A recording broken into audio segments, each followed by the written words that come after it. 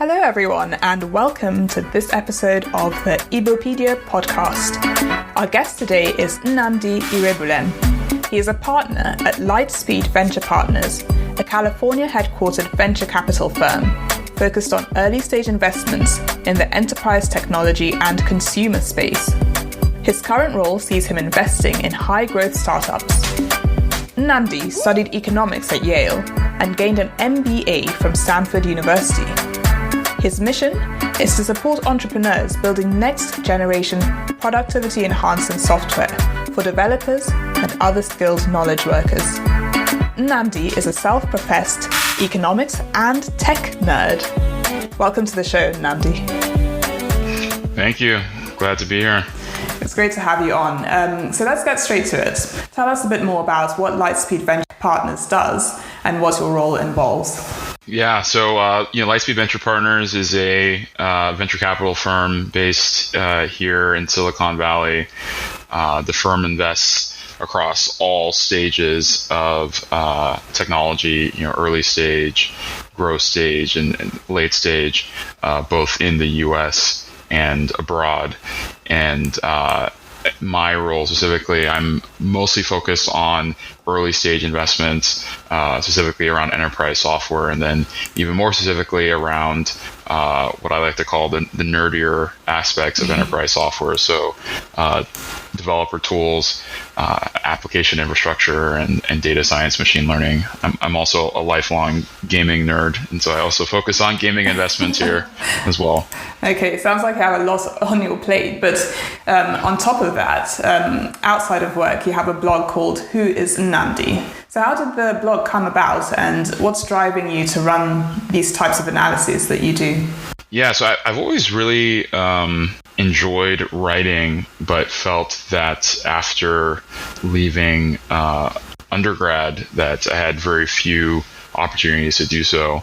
At the same time, as I was sort of observing how the world was changing, it felt like it was becoming increasingly important to have some sort of public presence, some sort of public profile as a way to sort of enhance one's career.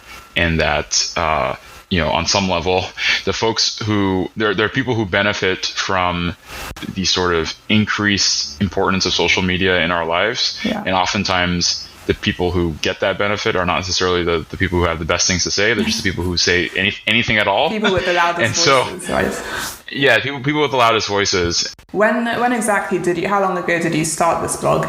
Yeah, so I started almost exactly 2 years ago, and I started my first post was as with many things, you overinvest in the first thing and then it gets easier from there. I think the first post I wrote over the course of like 3 months or something. Oh wow, okay. And to this day it's one of my most popular. So I guess I peaked early, but yeah, it started then, and it's been a great experience since then, and it's only sort of grown from there. And where can people go to read this, your most successful post? You go to whoisnnamdi.com, and then the post is called "You Don't Understand Compound Growth," which is a bit adversarial, but I think that helps with getting the clicks. Yeah. Obviously, we've talked about the fact that your website is called Who is Nnamdi.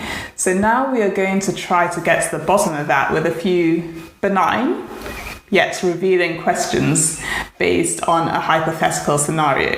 So are you ready for our game? I'm ready. Great. So the scenario is, it's not too dissimilar to what we've been experiencing in lockdown. And you're based in California, so you're still in lockdown. But in this situation, you are stuck on a desert island. And there are a couple of questions I'll ask you. The first question is, you have to eat one meal for lunch every day. What would that be?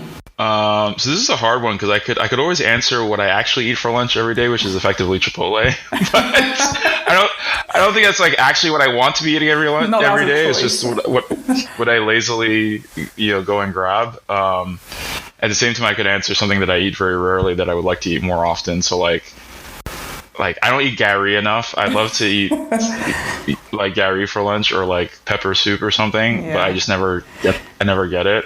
Is it? I mean, do you find that it's hard to? I'm guessing there aren't many Nigerian restaurants in the part where you are currently. Which city are you based in again?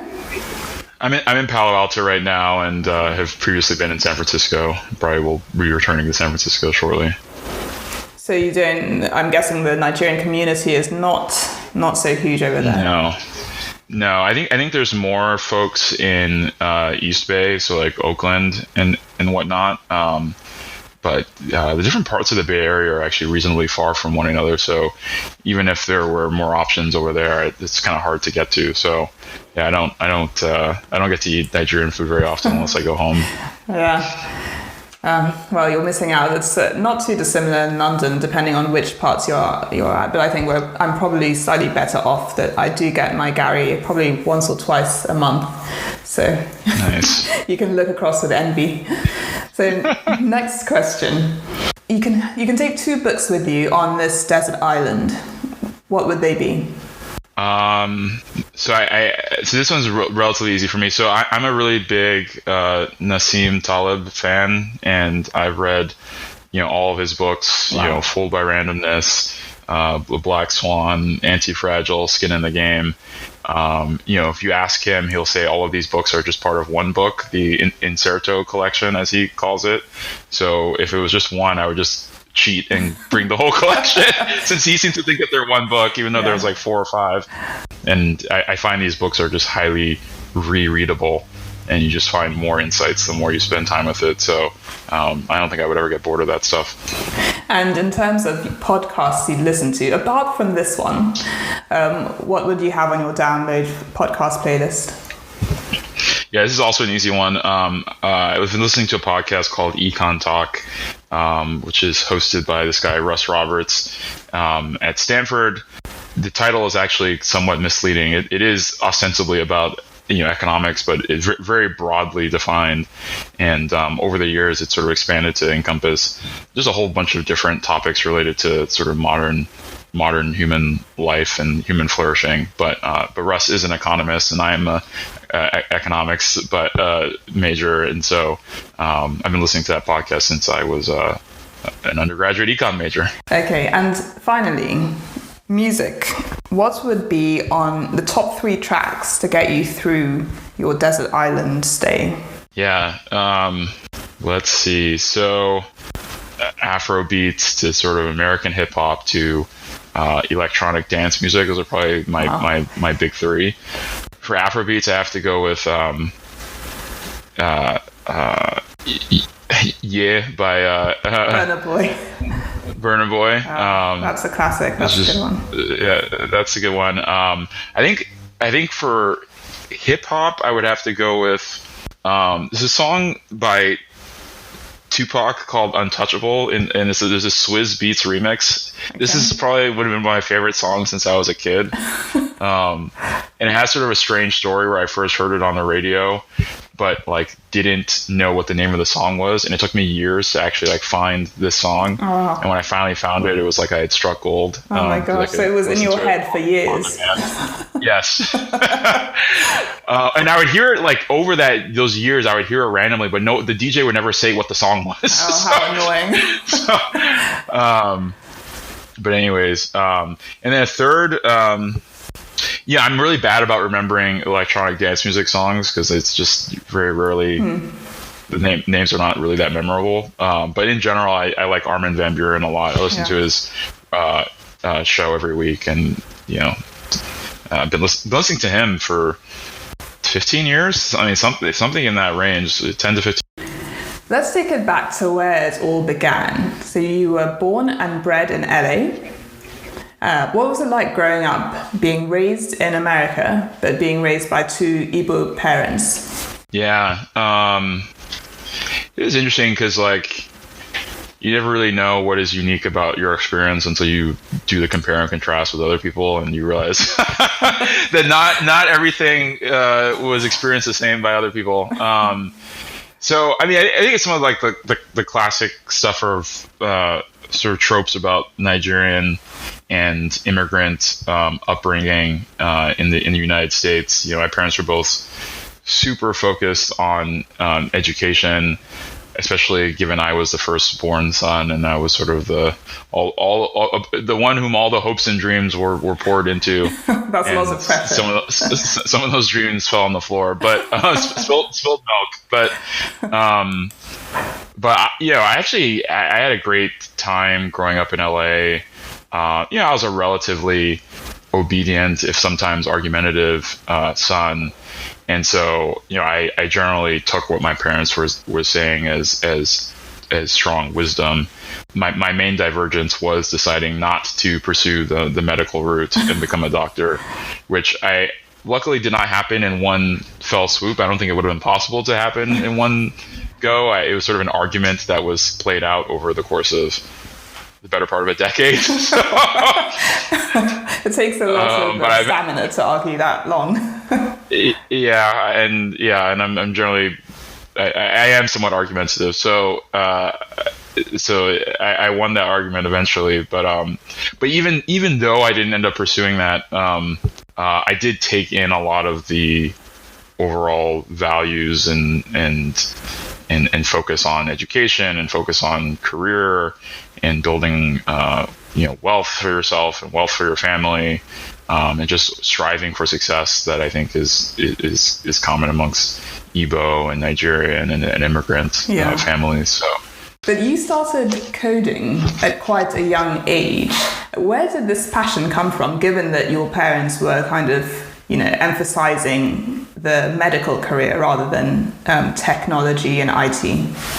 Yeah, it's funny because people ask me this and it's hard to even know exactly when it started, because I feel like my passion for technology has been something that's been with me for, effectively as long as I can remember.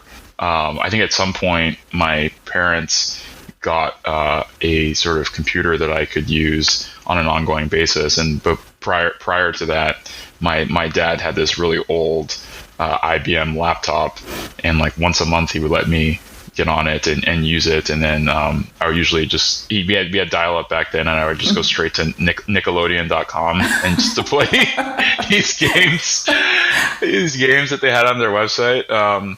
But eventually I got my own computer, and I think between like the generic passion I had for technology and then also an interest in video games that I had since I was very young. That is a very common path into coding, sort of modifying the games that you play, downloading other people's modifications. That was something I did a lot of growing up. In part because my parents were so adamant that I become a doctor, I was eager to find some other way to express myself and some other potential career path. And so I was so young at the time, I didn't know what the other paths were. And so for me, it was like, well, I guess I'm either going to be a doctor or I'm going to be self-employed. And so I would write these websites that I would try and make money with. And so I'd write them up in like HTML, CSS, a little bit of PHP.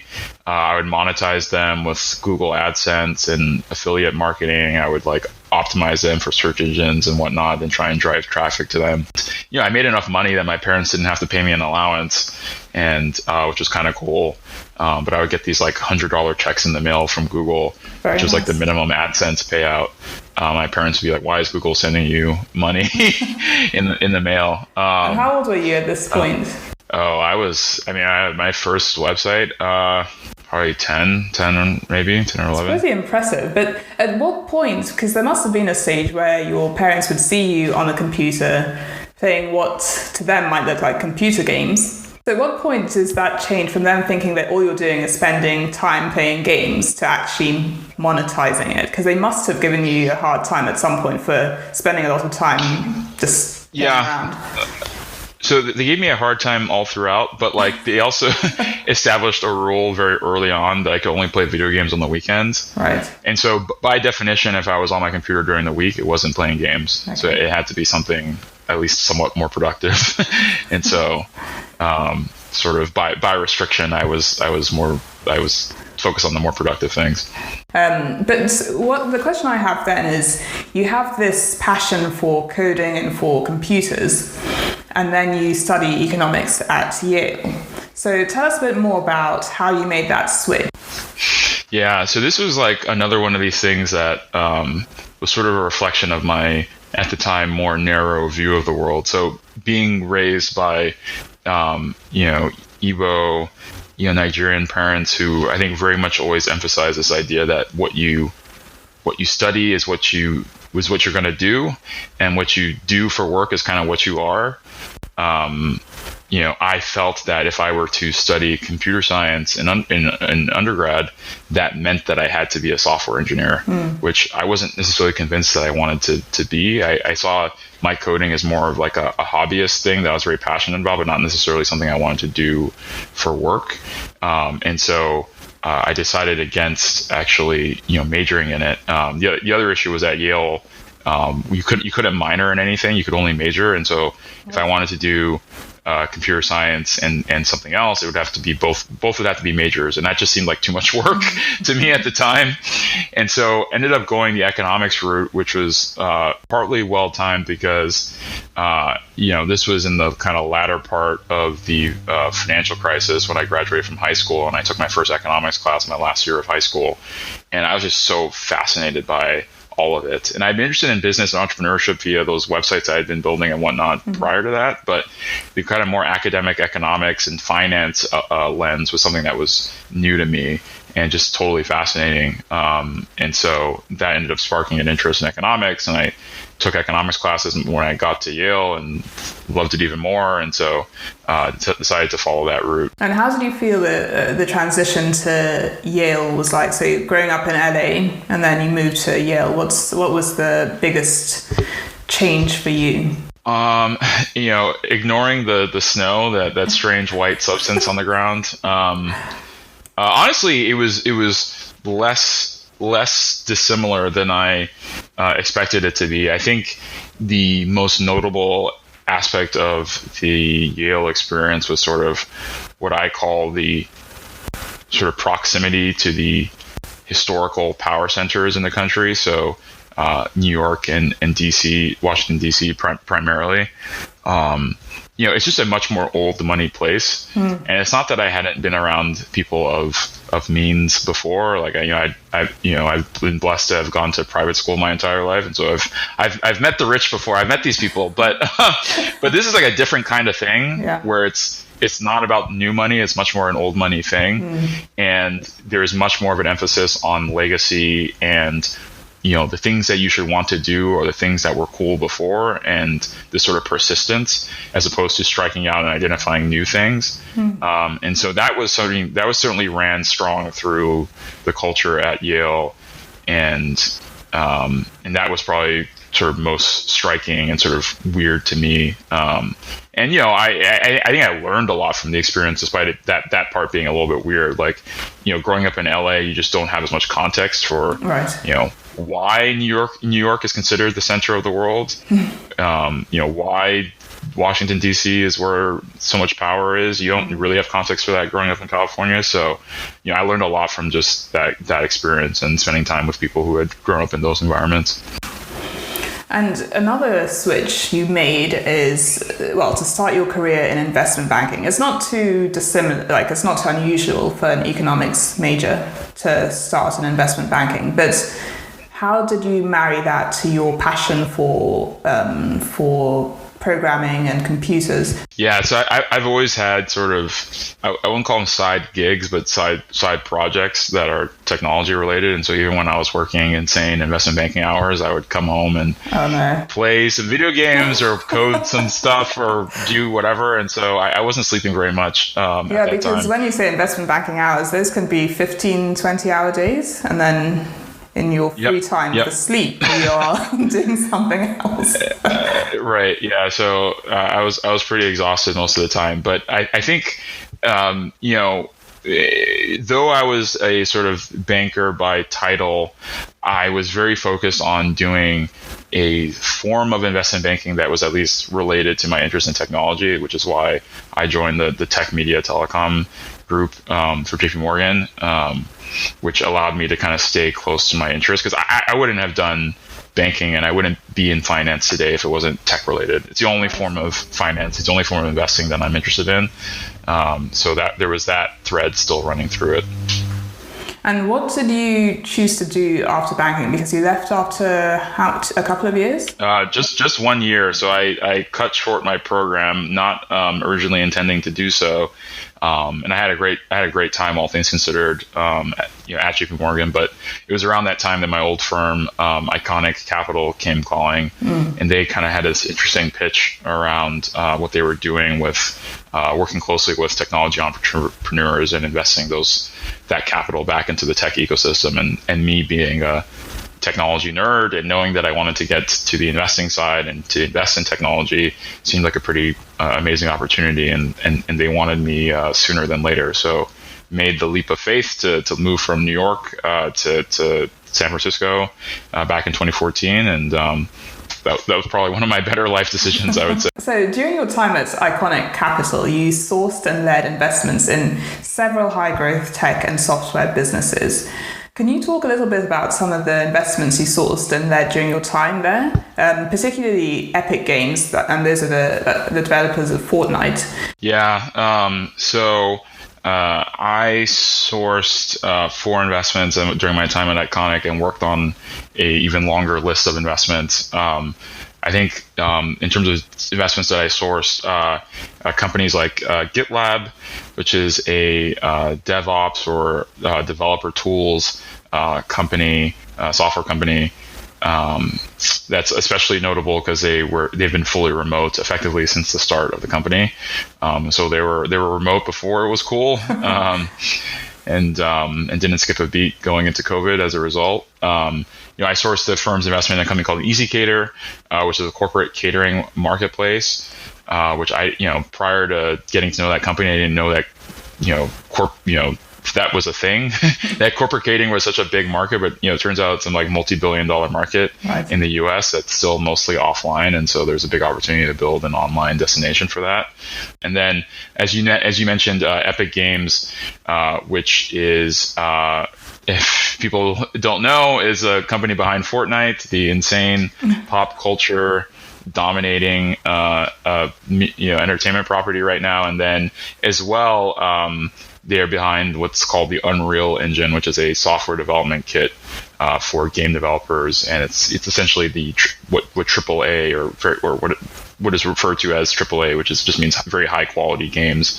This is how they're created, and this is effectively the best platform for doing it. So I've been a fan of Epic Games since I was a kid because I've been a gamer my entire life, and I've played many of their games through the years, and so it was nice to, after all that time, actually be able to put some money put some money into the company, give back a bit. Yeah. So basically you knew about them before everyone else did when Fortnite became a blockbuster game for them. Yeah, I mean, it just so happened that I got in touch with the company right when they were, it was just before they had launched Fortnite, and then sort of continued the conversation as the game was beginning to take off.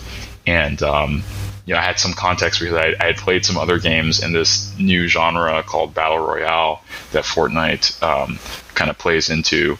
And so I had some sense of why things were working for them. And sort of fortuitous timing combined with my very natural passion for what they were doing and the historical strength that they had coming from many years of making games themselves and then making tools for making games, which is a very unique combination. I think drove a lot of excitement for us to invest a pretty meaningful amount of capital that I can't exactly disclose the numbers, but a very large amount of money into Epic Games 2 years ago. Oh, that's fantastic. So let's talk about the topic du jour, which is coronavirus. You mentioned that you started at your current firm only a few months ago. What was it like starting a new job in the middle of a pandemic and working completely remotely?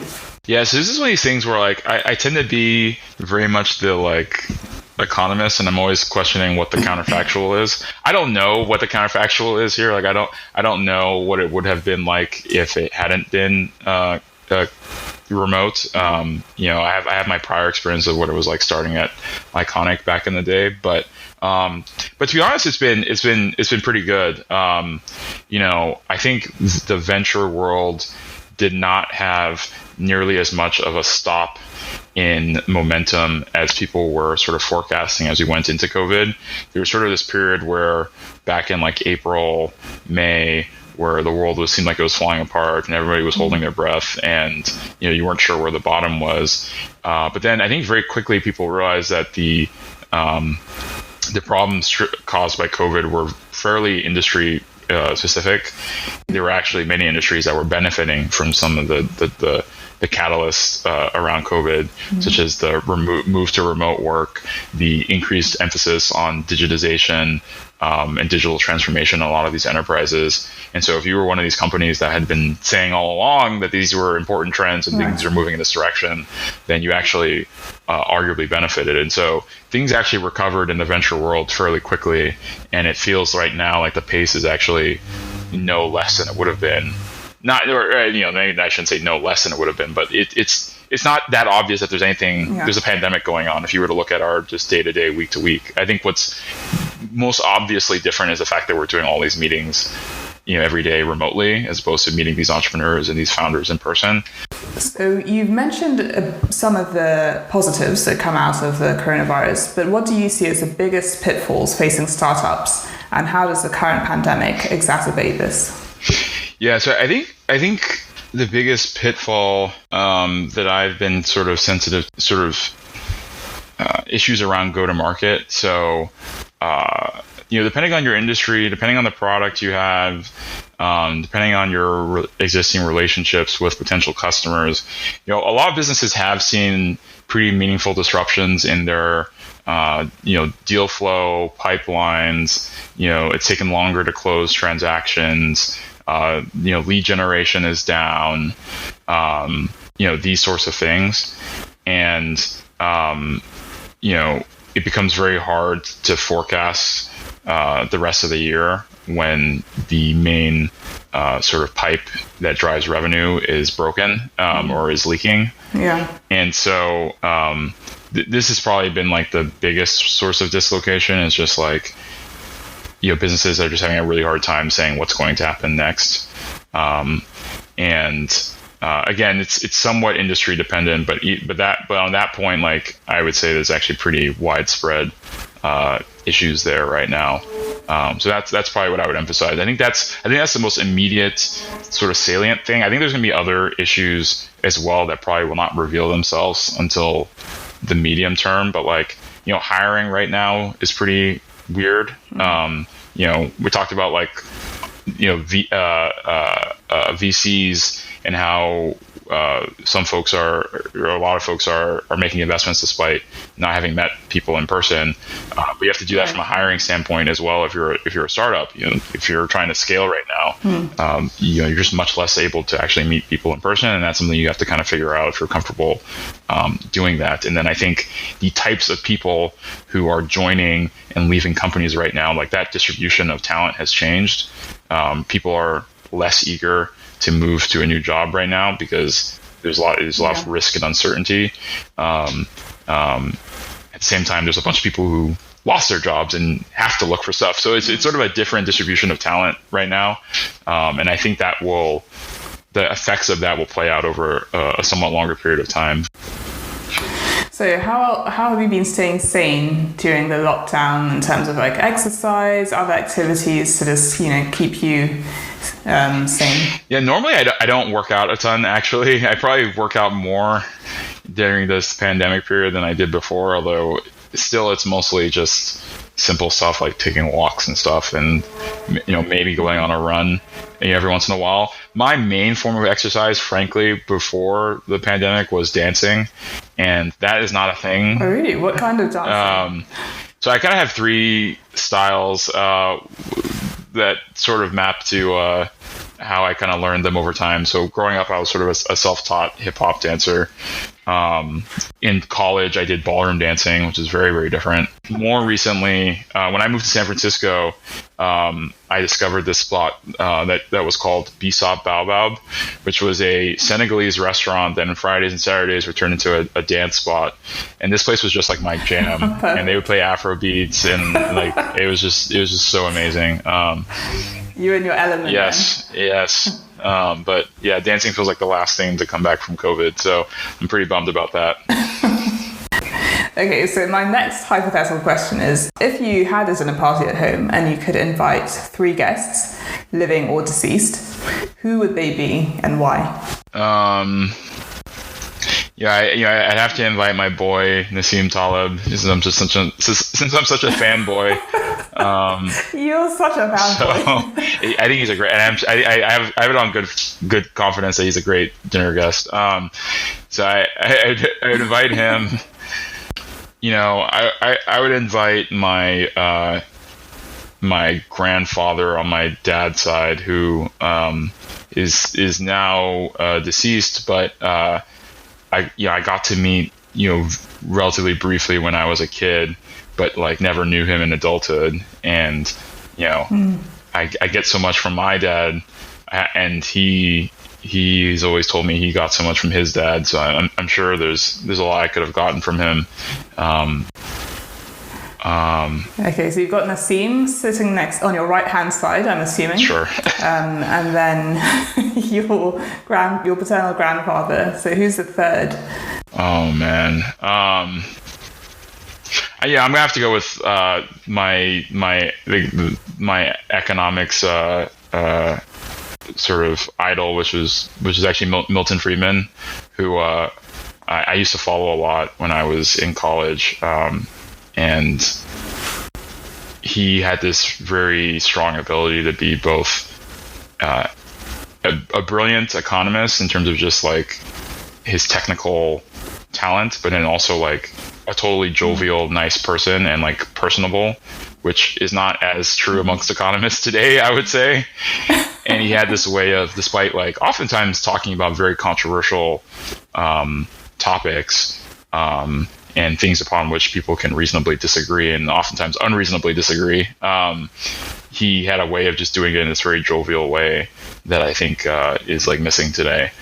Yeah, so that's an interesting, an eclectic mix of guests with a strong economics theme. Yeah, you got me. So we all use software in some way, shape or form these days, and globally there are millions of software developers creating the software that so many of our devices and modern day lives rely on. And there's a great quote on your website, and it goes, "You cannot understand tech unless you understand how developers get paid."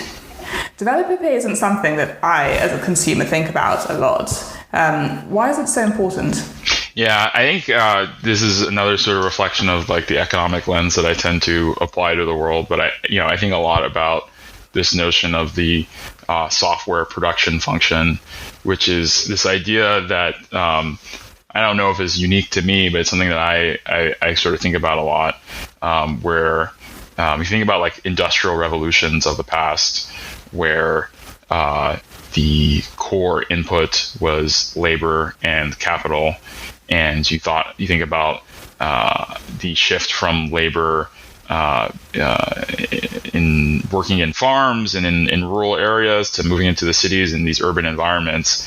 Labor was a very important component to production, and that labor was oftentimes not well educated, not well paid, had poor working conditions, generally not a lot of negotiating leverage, and in general just wasn't that great of an experience being a factory worker through previous industrial revolutions. Whereas you fast forward to today, and every company is becoming a software company, and as I like to say, every company is becoming a software factory, where they're generating software and consuming a ton of software. I think a lot about this like software production function, where like the core input is actually developers, and as being sort of the equivalent of labor. And now developers are much, the unit of labor here is well educated, often high skilled, well paid, well treated, at least in Silicon Valley, nice working conditions, air conditioned offices. You got like slides going through the office and beanbag chairs and all this stuff. They pay them to like set up their computers however they want. Like, the summary of it is that developers are very expensive, and so it becomes actually very important to understand what drives developers, what drives their productivity, because if you're becoming more and more a software factory, then you need to understand this equation of output over input, which is the simplest definition of productivity. But one of your more popular essays, and one that I find particularly insightful, is called How Age, Race and Gender Affect Software Engineering Pay.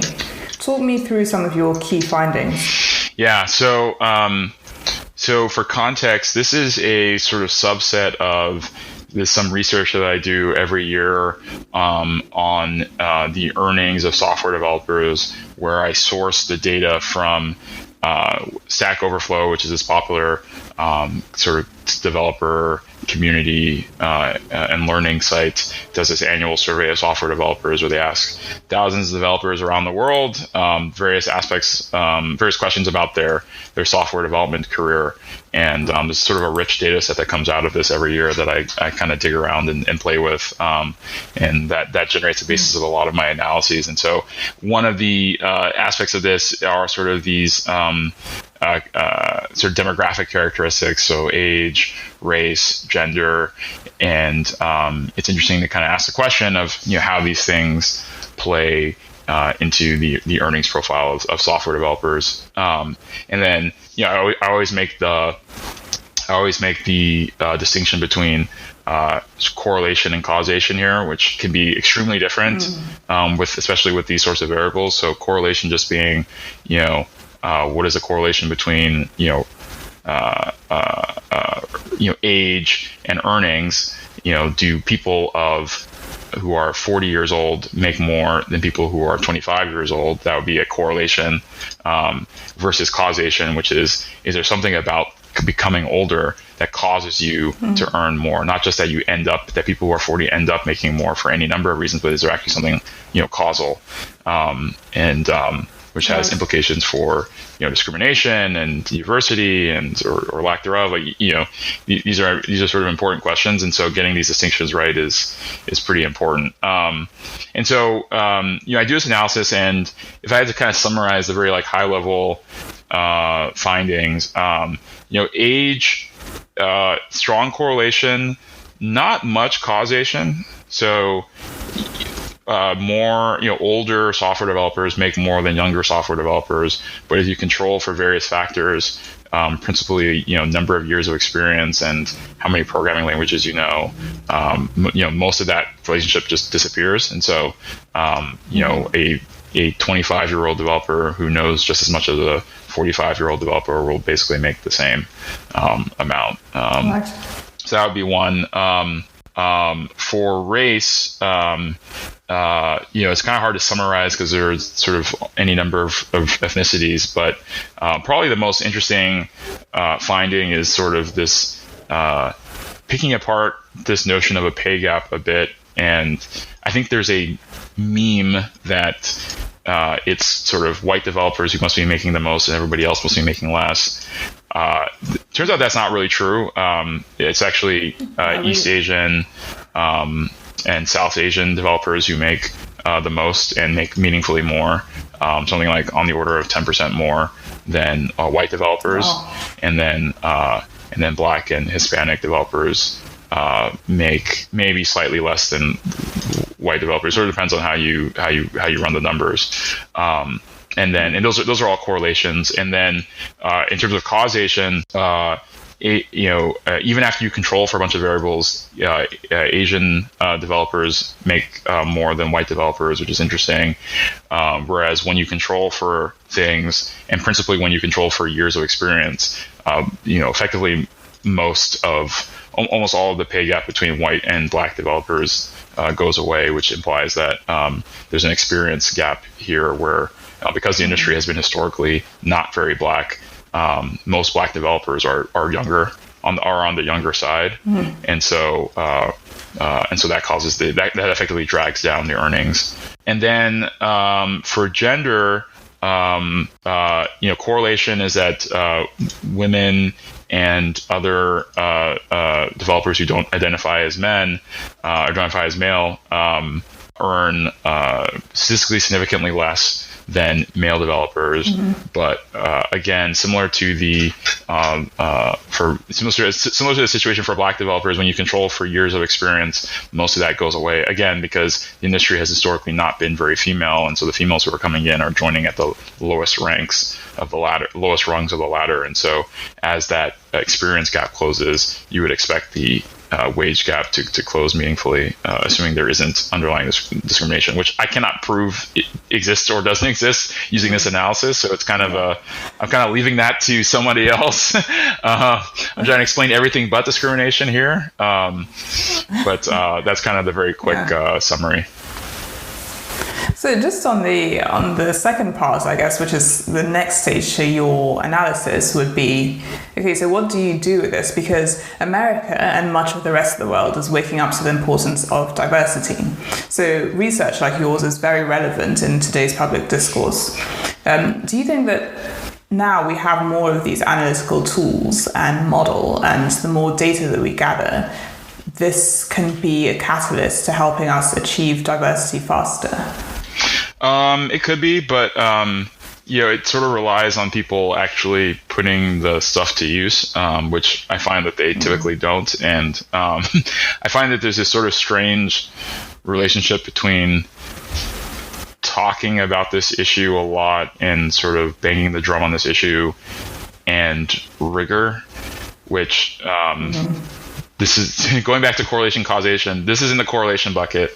But what I find is that oftentimes the people who are sometimes talk the loudest are the least rigorous about this topic. And the people who talk less are actually being very thoughtful. They're just not saying as much. And so, frankly, like, I would put myself in that category as someone who thinks about this a lot. And I think I've been relatively thoughtful on this topic, but I don't necessarily talk about it a ton. I don't make it like I'm not the one out there sort of beating the drum on this topic too often. Whereas I just find that there's sort of a lot of understandably emotionally driven discussion around this topic, but that lacks the sort of rigor of what can be done when you actually just take a look at some of these data sets and sort of do the analysis, collect the data, do the analysis, do it in a thoughtful and scientific way. And so, I kind of put this stuff out there because I want to show the example of like the kind of analysis that can be done if you really put your head to it. I wish more people were doing this because I think it would help elucidate a lot of issues. Well, it's been incredibly interesting, and I think I will refer our listeners to your website, whoisnnamdi.com, for more information and to read through some of these really in-depth analytical studies and essays that you write. Thank you very much for coming on the show. It's been a pleasure having you here. Thank you, Chisholm. It's been great. And a big thank you to all those of you who joined our conversation with Nnamdi today. Until next time, this is Igbopedia. Join our conversation, join our community.